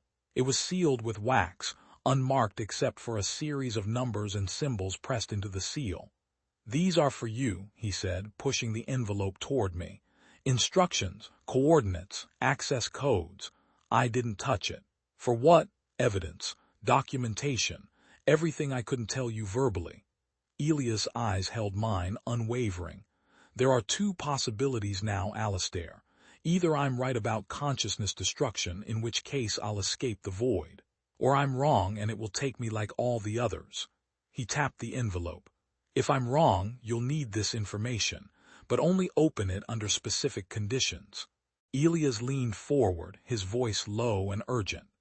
If you ever experience what I've described, electronic malfunctions, the sensation of being watched, dreams of darkness. Destroy this envelope immediately, unopened. Burn it completely. And if I don't experience those things, then document everything. Continue the research. Find a way to protect humanity from what waits beyond death. Elia's expression softened slightly, a flicker of something akin to pity. Though after last night, I suspect you'll be destroying this envelope sooner rather than later. I stared at the innocent-looking envelope, suddenly uncomfortable with the crushing responsibility it represented. Elias, you need help. Professional help, not this. There is no help for what I know. His voice remained steady, almost peaceful. You need to leave now, today. It isn't safe for you here any longer. I'm not leaving you like this, I insisted. Not when you're planning to. You have to. Elias stood abruptly. Its awareness of you is still tenuous, still formative. There's time for you to distance yourself from this place. From me? He began gathering my belongings, packing my duffel bag with efficient, almost mechanical movements. The longer you stay, the stronger the connection becomes. I watched him move around the cabin, stunned by his sudden urgency after days of wanting me to understand everything. What changed? I asked. Yesterday you wanted me to know everything. Now you're rushing me out. Elias paused, considering his words carefully. Yesterday I needed you to understand. Now I need you to survive. He resumed packing my things. There's a balance between knowledge and safety. I've pushed you to the edge of that precipice, but I won't push you over. Within 20 minutes, Elias had packed my bag and was ushering me toward the door. Outside, the afternoon sun cast long shadows across the pristine snow. My rental car sat where I'd left it, now partially buried by fresh snowfall. I've cleared the driveway enough for you to get through, Elias said, handing me my keys. Drive carefully. The main road should be plowed by now. I stood on the porch, reluctant to leave despite the growing dread I felt in the cabin. Elias, this doesn't have to be the end. There are people who can help. No, Alistair, there aren't. For the first time since morning, raw emotion cracked through Elias' calm facade, a brief, agonizing break in his serenity. You still don't fully grasp what we're facing. He looked past me to the tree line, his eyes scanning the shadows between the pines. Something in his expression shifted, and for a brief moment I saw not the paranoid, broken man I'd come to know, but the brilliant scientist he had once been. The greatest mercy, Elias said quietly, his voice a low, profound whisper, is that most people die without remembering what waits. He placed his hand on my shoulder, a feather-light touch. Hold on to your skepticism as long as you can. Question everything, even what you experienced last night. I wanted to argue, to persuade him to reconsider, but the resolute certainty in his eyes stopped me. This wasn't a decision made in desperation or madness. It was the calculated choice of a man who believed he had found the only escape from something worse than death. At least promise you'll wait, I said, my voice thick with emotion. Give me time to research alternatives to verify your theories. There is no more time. Elias pressed the envelope into my hand. Now go, don't call, don't write. If I'm right about consciousness destruction, you'll never hear from me again. And that will be a mercy. He practically pushed me toward my car, his eyes constantly scanning the surrounding forest. I trudged through the snow, turned back once to see him standing rigidly on the porch, a solitary figure against the snow-covered landscape, and then slid into the driver's seat. The envelope felt unnaturally heavy in my pocket. As I started the engine and began backing away, Elias appeared momentarily lucid, more present than he had been during my entire visit. He raised his hand in a final farewell, his expression one of profound peace. I drove away, with my rearview mirror filled with the image of Elias growing smaller, a solitary figure against the snow-covered landscape, until a bend in the road removed him from sight entirely 3 days later. In my hotel room in Missoula, my phone rang at 6:42 a.m. A local detective informed me that Elias Thorne had been found dead from a self-inflicted gunshot wound to the head. My contact information had been prominently displayed on his kitchen table. There's something else, the detective added, his voice tight with professional restraint. The cabin's interior was unusual. The walls were covered with symbols, hundreds of them painted in the victim's blood. I closed my eyes, seeing again Elia's calm, resolute face as I had driven away. When did it happen? I asked, my voice flat. Based on preliminary examination, approximately 3:17 a.m. yesterday morning. The precise time Elias had mentioned. The coordinated moment.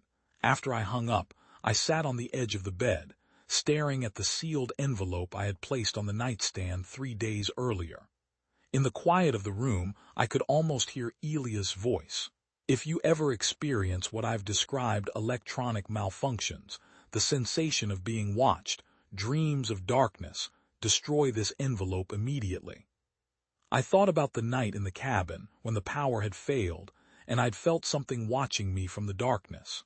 I remembered the unnatural movements of shadows, the inexplicable calm that had settled over Elias in his final days.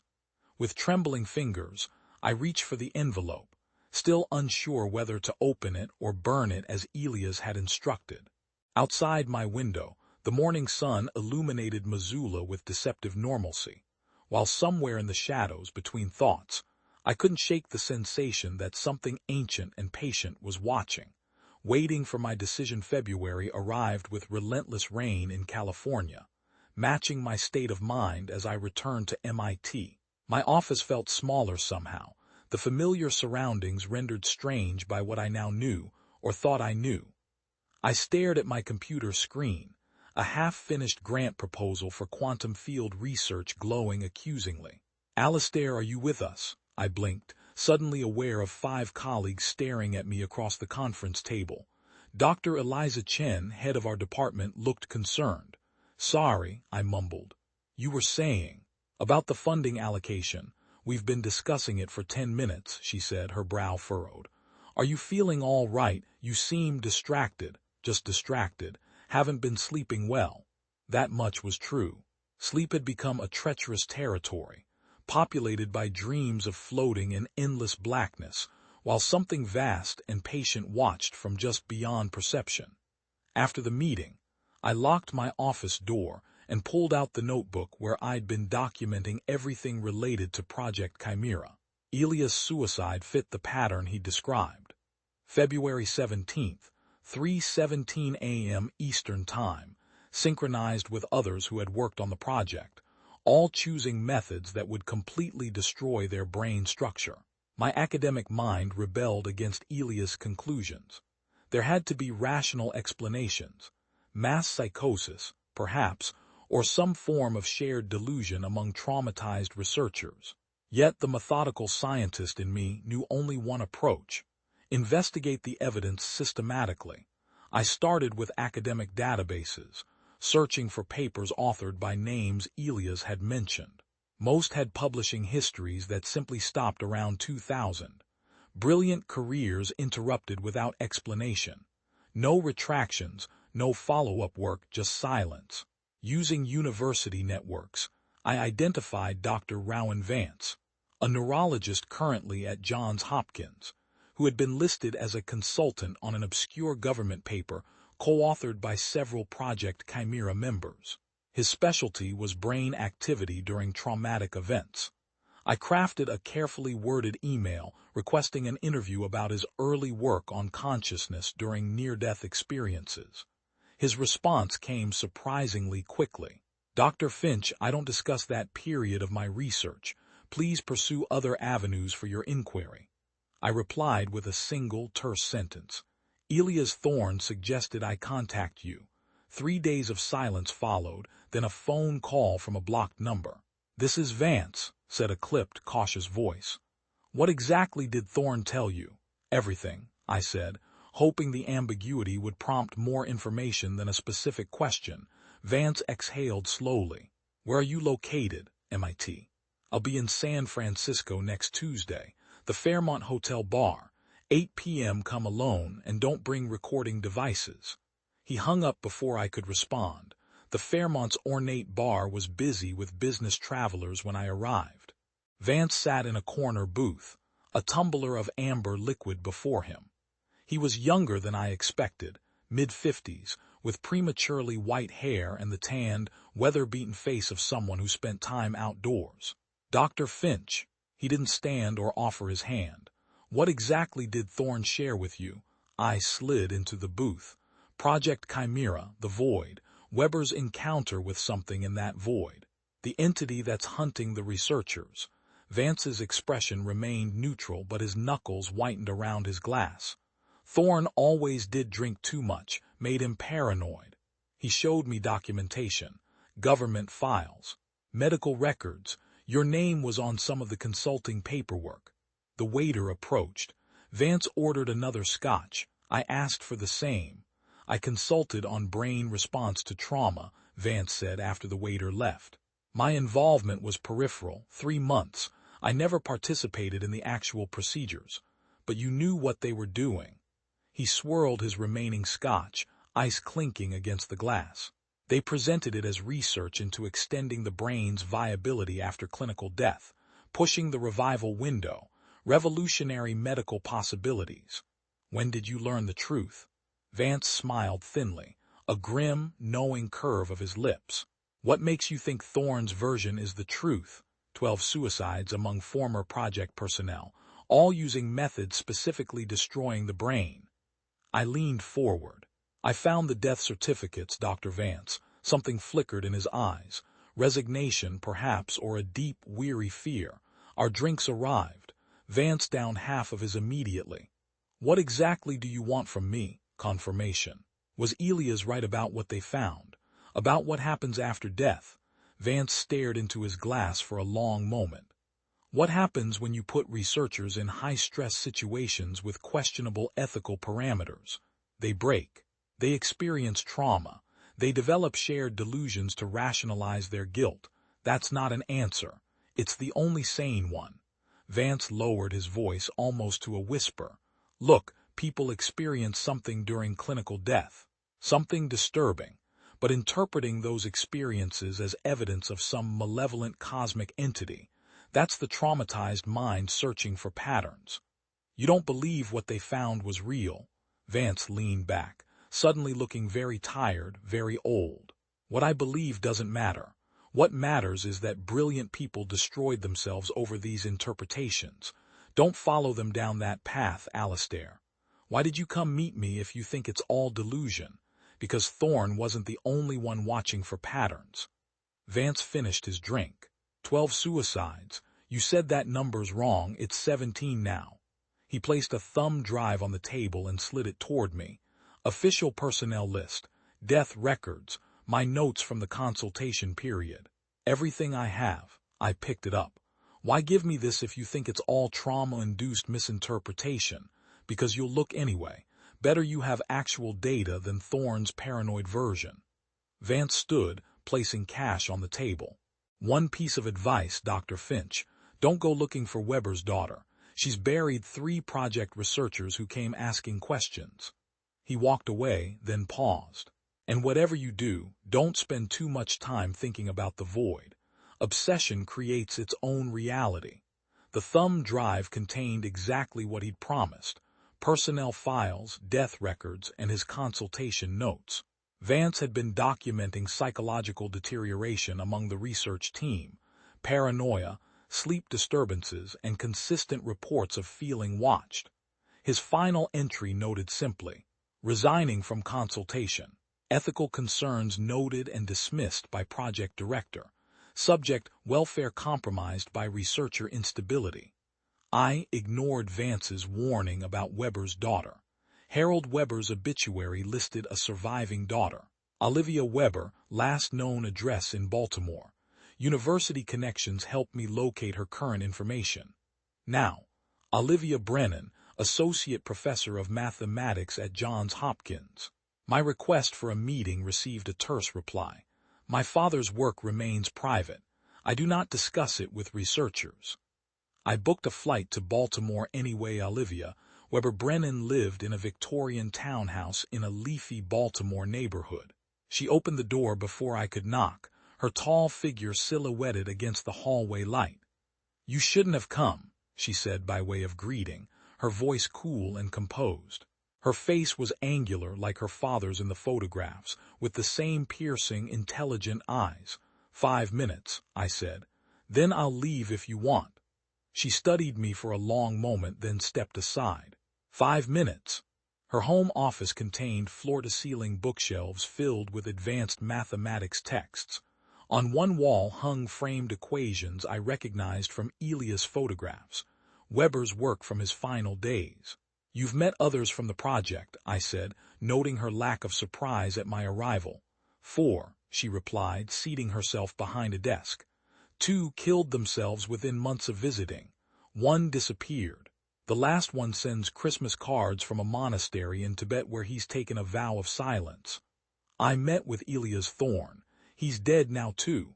Something shifted in her expression. Not surprise, but confirmation. February 17th, I nodded. The precise time. They all choose significant dates, she said quietly. Anniversaries of the experiments, Dad's death, times when they believe the barrier is thinnest. You don't seem surprised by any of this. Olivia sighed, running a hand through her dark hair, streaked with premature gray. My father was dying of pancreatic cancer when he volunteered for their experiments. He was a physicist, not some desperate patient seeking miracle cures. He knew exactly what he was doing. Which was what? Testing a theory he developed decades earlier. She stood and moved to a locked cabinet. After his death, the government returned his personal effects. 3 journals with pages torn out, mathematical formulations with key components missing. She unlocked the cabinet and removed a leather-bound journal, placing it on the desk between us. This is what they didn't find, his actual work. I opened the journal carefully. The pages contained the same equations I'd seen in Elia's photographs, but complete, annotated with Weber's precise handwriting. He theorized that consciousness functioned as a quantum field that could persist independently of biological structures, Olivia explained. He called it the persistence theory, the idea that awareness itself might be the fundamental property of existence, rather than an emergent phenomenon. I turned pages filled with complex mathematical expressions. These formulas describe consciousness as a form of quantum information. Precisely. Dad believed consciousness might transition to another state after biological death, not supernatural, but following physical laws we don't yet understand. Olivia tapped the journal. What he didn't anticipate was what existed in that state already, the entity. She nodded once, her gaze distant. He called me the night before he died. The phone woke me at 3:17 a.m. He was completely calm, explaining that he'd encountered something during clinical death, something ancient and vast that had become aware of him, of us. You believed him. A mathematician, Dr. Finch. I believe in evidence and logical proof. She retrieved another journal from the cabinet.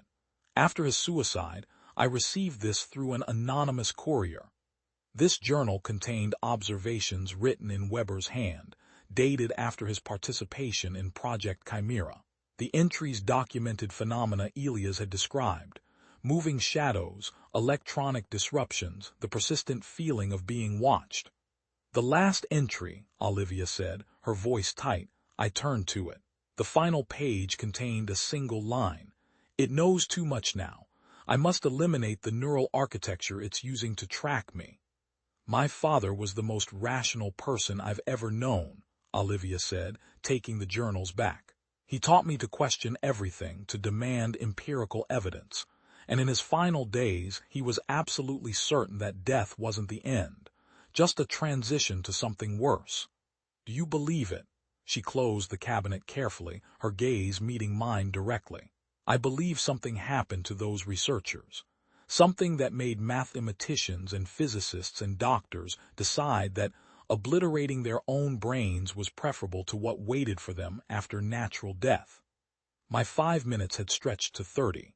As Olivia showed me out, she handed me a USB drive. Digital copies of his complete journals, she said.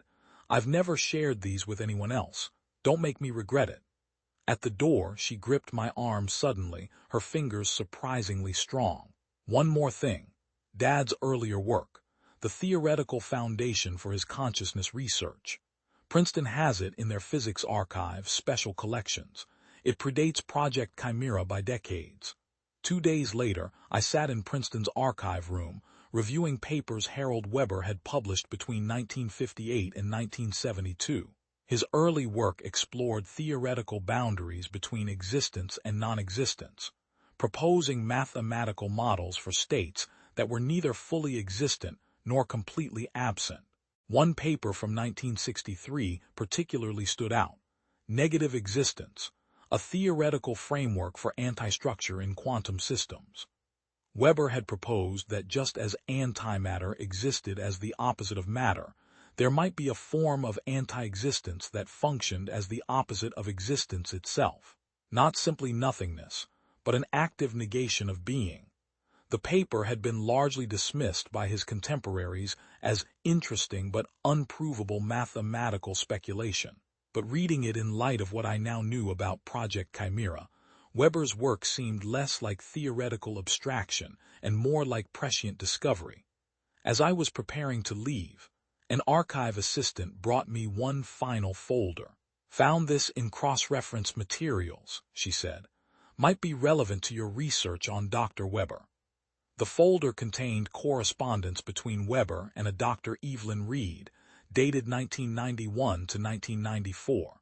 The letters discussed convergent observations regarding threshold states of consciousness, with references to Reed's work with terminal patients. I traced Dr. Reed to a hospice center in Philadelphia, where she still worked at age 74. When I called, she agreed to meet immediately, her voice carrying an urgency that surprised me.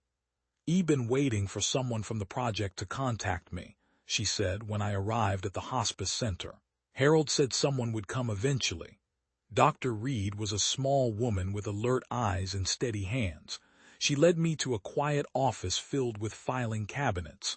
"I'm not from the project," I clarified. "I'm investigating it." "Close enough."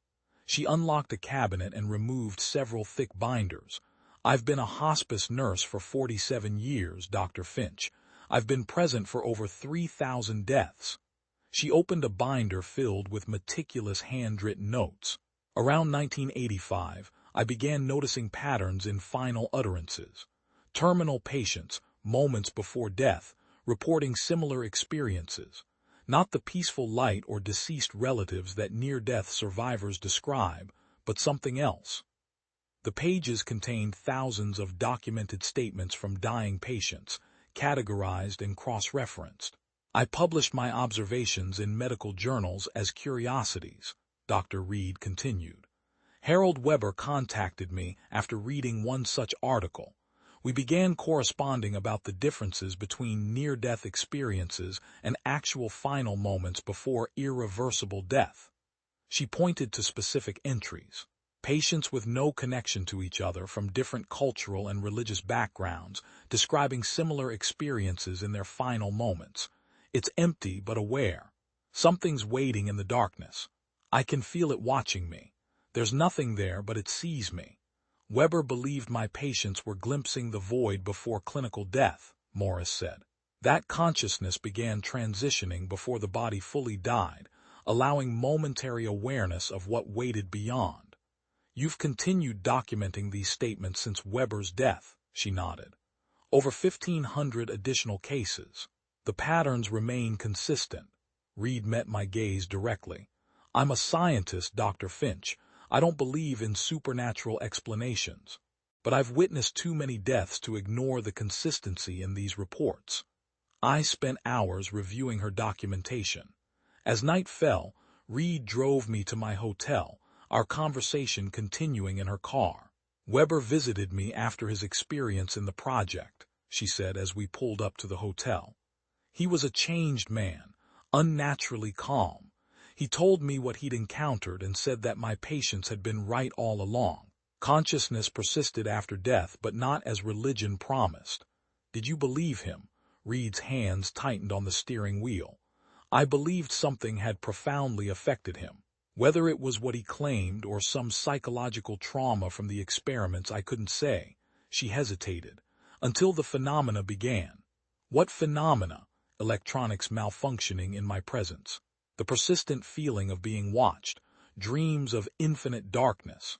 Reed's voice remained clinical, detached. The same phenomena Weber described experiencing after his encounter. You think something followed him back, became aware of you through him. I think consciousness is more complex than our current science can explain. She pulled a business card from her pocket. My direct line. Call me when it starts happening to you too. Back in my hotel room, I couldn't sleep. I spread my notes across the bed, connecting threads between Weber's theories, Elias' experiences, and Reed's patient documentation. The rational part of my mind still sought alternative explanations. Mass psychosis, suggestibility, the power of toxic ideas to infect vulnerable minds. Yet, the evidence was becoming harder to dismiss. 17 suicides among project personnel, all destroying their brains. Weber's mathematical models predicting exactly what the subjects reported experiencing. Reed's documentation spanning decades. My laptop battery died suddenly, despite being fully charged. When I plugged it in, the screen remained black for several seconds before flickering to life with all my open documents closed, except for a blank text document I didn't remember creating. As I watched, text appeared, character by character, though my hands weren't touching the keyboard. I see you, Alistair. I slammed the laptop closed and yanked the power cord from the wall. My heart pounded against my ribs as sweat broke out across my forehead. For several minutes, I stood perfectly still in the darkened hotel room, aware of the shadows in the corners in a way I never had been before. The sensation of being observed intensified until I could barely breathe. With shaking hands, I reached for my bag and removed the sealed envelope Elias had given me. Inside, I found a handwritten note with coordinates in Nevada, a small silver key attached to a numbered tag, and 4 words that made my blood run cold. It knows your name now. The low hum of the hotel air conditioning suddenly seemed to contain patterns, almost like whispered words, just below the threshold of comprehension. In the bathroom mirror, my reflection looked back with eyes that seemed darker than they should have been. I knew then that everything Elias had told me was true. The void was real. The entity was real. And now it was watching me. I spent the remainder of that night in my hotel bathroom, every light blazing, back pressed against the wall. The sealed envelope Elias had given me lay open on the counter, its contents scattered beside the sink. Coordinates in Nevada, a small silver key with a numbered tag, and that damning note. It knows your name now. My laptop remained unplugged, its screen dark. I couldn't bring myself to touch it after seeing those words form character by character. Even now, hours later, I could feel something watching me from the shadows between the light fixtures. Not imagination, not paranoia, something real, and ancient. And patient by morning, I had made my decision. If the entity had found me, as it had found Elias and Weber and all the others, I needed to understand exactly what I was facing. I checked out of the hotel without returning to my room, purchasing new clothes from the gift shop rather than retrieving my suitcase. At the airport, I bought a ticket to Las Vegas using cash, my hands still trembling slightly as I counted out bills. The Nevada desert stretched endlessly under harsh sunlight as I drove my rental car north from Vegas. The coordinates led me to a small town called Ely, where rows of identical storage facilities baked in the afternoon heat. Unit number 421, S, was at the back of the complex. A standard 10x10 space with a roll-up metal door. The silver key slid perfectly into the padlock. Inside, a single metal filing cabinet stood centered in the otherwise empty space. A thick layer of dust covered everything, undisturbed for what appeared to be decades. The cabinet drawers opened with groaning protests. Inside the top drawer sat a lead-lined box, sealed with industrial-grade tape that had yellowed with age. A note taped to its surface read, "Quantum shielding may prevent detection. Theory unconfirmed." Dr. Lena Petrova, the project director Elias had mentioned. I carried the box to my car, constantly scanning my surroundings for what? Government agents. Shadowy figures. I wasn't even sure what I was looking for anymore. The weight of the box felt disproportionate to its size, as if it contained more than just paper and recordings. In my motel room, I placed the box on the bed and carefully cut through the aged tape. The lid lifted with surprising ease, revealing meticulously organized folders, microcassettes, and several small notebooks bound with rubber bands. The top document was a letter addressed simply to whoever finds this. The handwriting was elegant, precise, a woman's hand. If you are reading this, you have likely encountered the phenomena and survived long enough to seek answers. I am Dr. Lena Petrova, former director of Project Chimera. By the time you read this, I will have either escaped its attention or, more likely, joined my colleagues in the only escape we have found. Everything you need to understand what you are facing is contained in these documents. Most importantly, my private research journal details my theories regarding countermeasures. The entity can be opposed, perhaps even defeated. Whoever you are, you now bear this knowledge.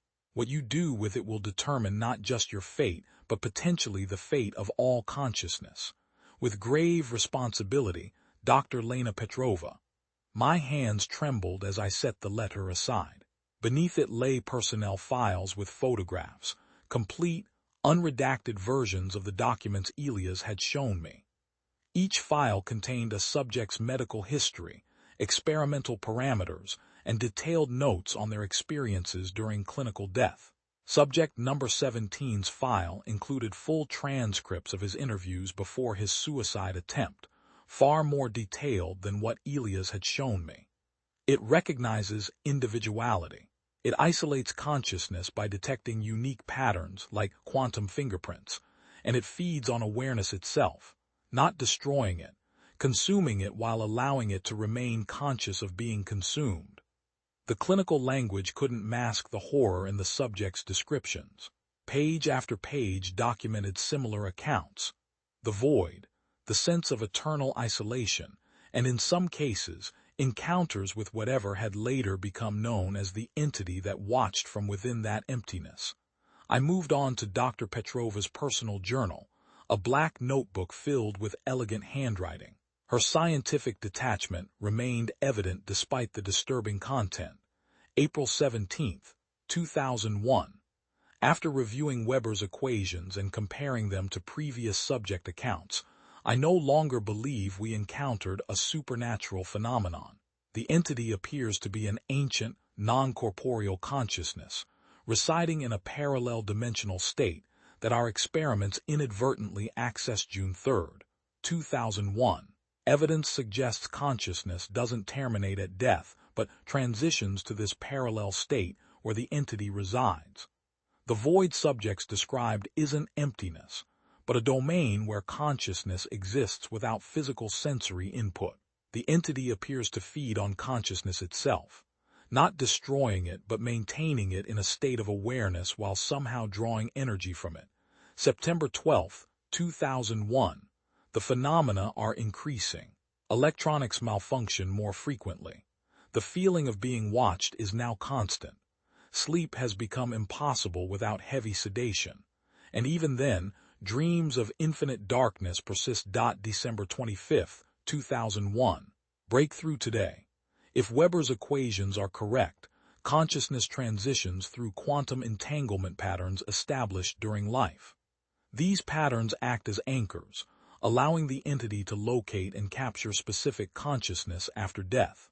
Disrupting these patterns at the moment of death might sever the connection, potentially allowing consciousness to disperse, rather than transition intact to the entity's domain. The journal continued with increasingly detailed theoretical work on consciousness, anchoring patterns and potential technologies to disrupt them. Dr. Petrova's initially precise handwriting deteriorated over time, becoming jagged and rushed in later entries. February 17, 2003. Others have found me. Parker, Wilson, Catry, all experiencing escalating phenomena. We are collaborating on countermeasure prototypes. Time is limited. It knows we're working against it. The final entry, dated March 3, 2003, consisted of a single line. "It's too close now. I've secured the research.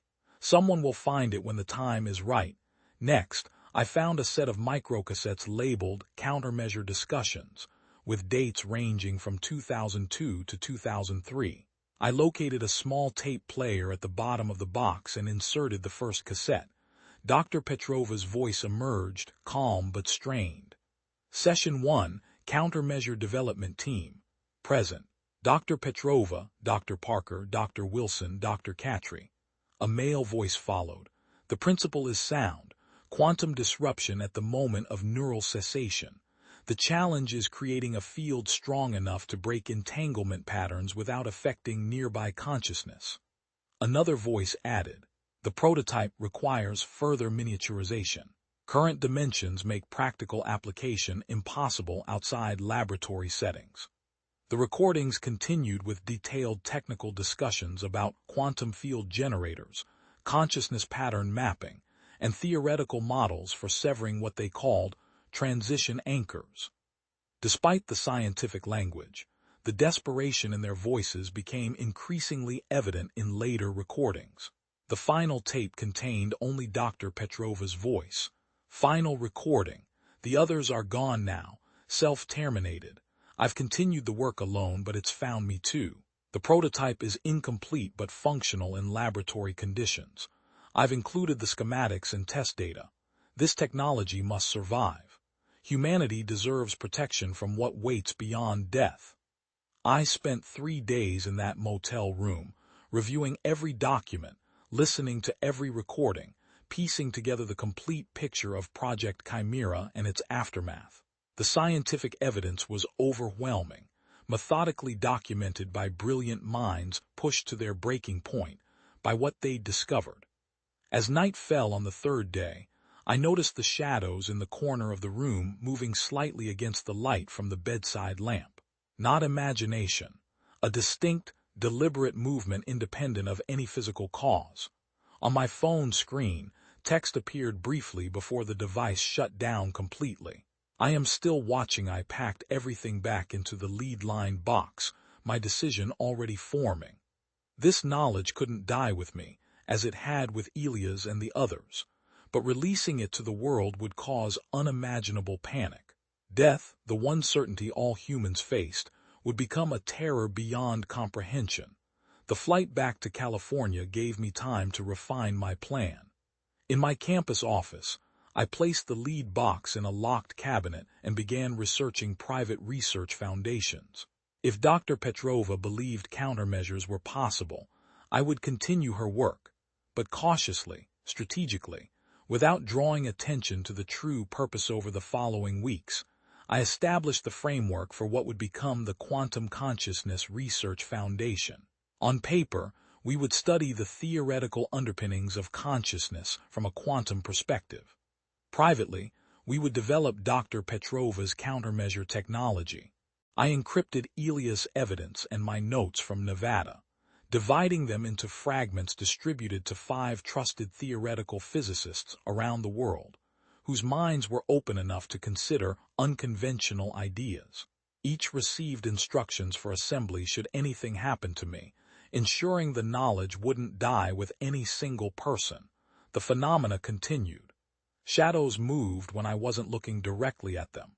Electronics malfunctioned in consistent patterns. The feeling of being observed remained constant, especially during quiet moments when my thoughts turned to the void. My dreams filled with endless darkness, where something vast and ancient watched with patient hunger.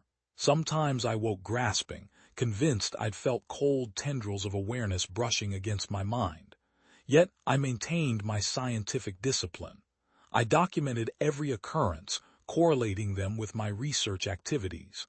Patterns emerged. The phenomena intensified when I worked directly with Weber's equations or Petrova's countermeasure designs. They diminished when I focused on unrelated subjects. 6 months after finding the storage unit, I secured initial funding for the foundation. My proposal carefully framed the research in acceptable theoretical terms while concealing its true purpose. I recruited promising graduate students and researchers with specialties in quantum physics, consciousness studies, and advanced engineering people who could contribute to the countermeasure technology without understanding its ultimate, horrifying application. In my private office, I kept a small digital recorder running constantly, documenting my experiences and insights. Like Elias before me, I found myself checking shadows, avoiding sleep, startling at electronic glitches. Unlike Elias, I refused to surrender to fear. 1 year after Elias' suicide, I stood in my foundation's new laboratory, watching as my team assembled the first prototype quantum field generator based on Dr. Petrova's designs. The device was far from the portable technology we would eventually need, but it represented the first concrete step toward a countermeasure.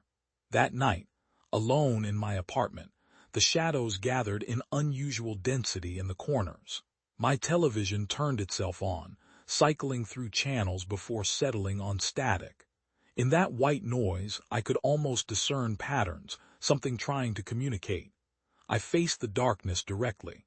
"I know you're watching," I said aloud, surprised by the steadiness of my voice. "But I'm watching back now." The static abruptly ceased. The shadows retreated to normal configurations. But the feeling of being observed intensified, not with rage, but with something that felt almost like interest. I understood then that this wasn't the end of my story, merely the beginning of a longer struggle. There might be no escaping death itself, that fundamental transition all living things must face, but perhaps humanity could be protected from what waited beyond. Want more stories like this? Follow for more.